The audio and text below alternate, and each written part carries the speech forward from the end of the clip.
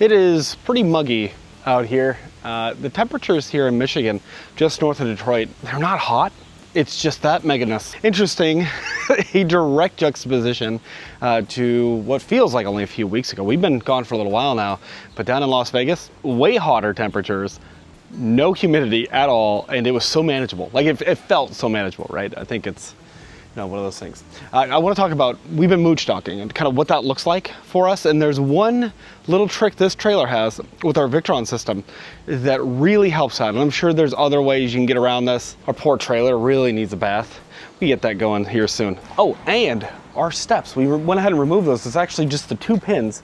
You just pull those, you can see the little spring, you just pull those on both sides and you can just lift them right out and off you go.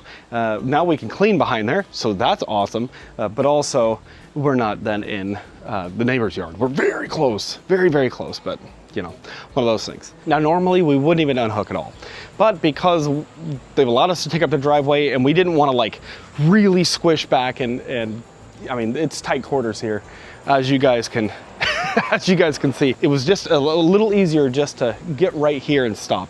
And as a matter of fact, 2 vehicles, my brother-in-law and his wife, they can still park right in the driveway, no problem, right in front of us. And then we just have our truck disconnected. But because of that, of course, and because of the angles of things and shadows, we're not getting enough solar. So they've been generous enough to allow us to plug in, but they don't have a 30 amp hookup.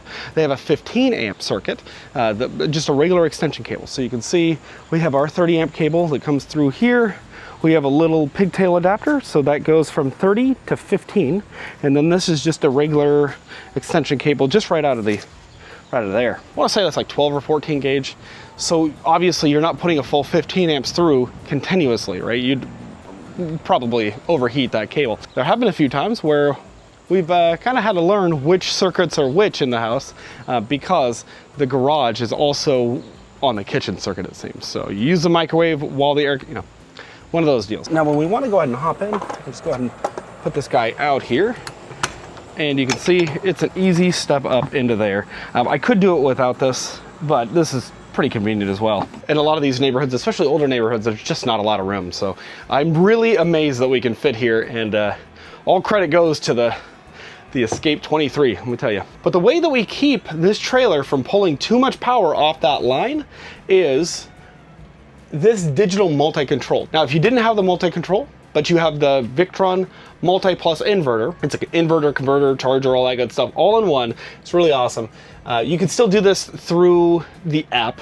I believe you can do it through the VRM portal, so you can set this manually. But you can see this guy, and it says the main power is on, and we are in float charge.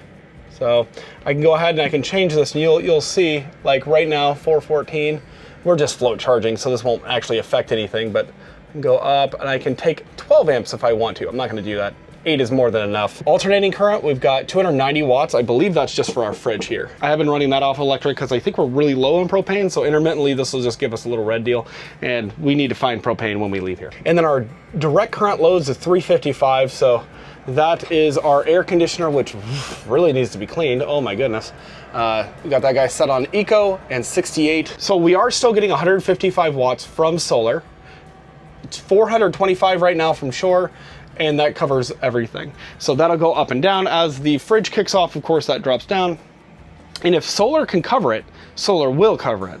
But in this instance, I want to make sure that we only pull up to 8 amps off of that at any given time. So even if we turn the air fryer on, for example, and this pulls 1,890 watts, I think that's what I was saying yesterday. This goes ahead and makes sure that we don't pull any more than, I think it's less than 1,000 watts from the house. So we'll start depleting the batteries, and then when that guy kicks off after 20, 30 minutes, whatever it is, then we go ahead and it'll recharge the battery. So it's one of those things. We have a lot of power available still. It's laundry day, so ignore that. But yes, all of this allows us to run a fan, air conditioner, the fridge, this guy intermittently, the coffee pot, my computer, all that good stuff. This is a fun little steamer. I don't know, I just think that's kind of a cool. We have a lot of little gadgets here and there, and so this allows us to do all of that. I think last night we got down to 65%. They unplugged the cable, but then in just a few hours we were back to 100%, so we're all good. We have a lot of battery storage, which really does help for those times that either the breaker blows and nobody knows, or they want to use that outlet for, you know, the extension cable for something else. So now you also might wonder about showers and things like that. And of course, we have an onboard pump, an onboard tank, and all that good stuff. And we have, and we probably will, refill before we leave. We have our fill port here, and then the hose right here.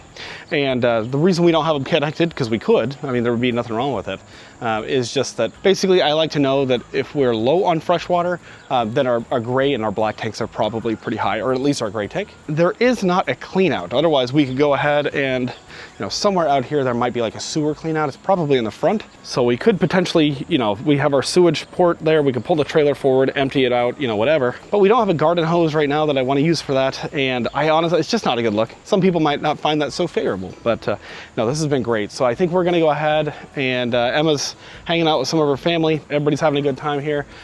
I think we're gonna end up heading out tomorrow, hitting the road. I'm hoping to escape humidity. I don't think that's gonna happen. But here we are in mid-August.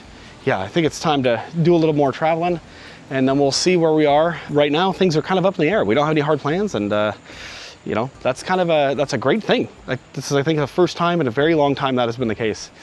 So this will be great. Thanks for watching, guys. Hopefully this is helpful, and we'll see you in the next video. Bye.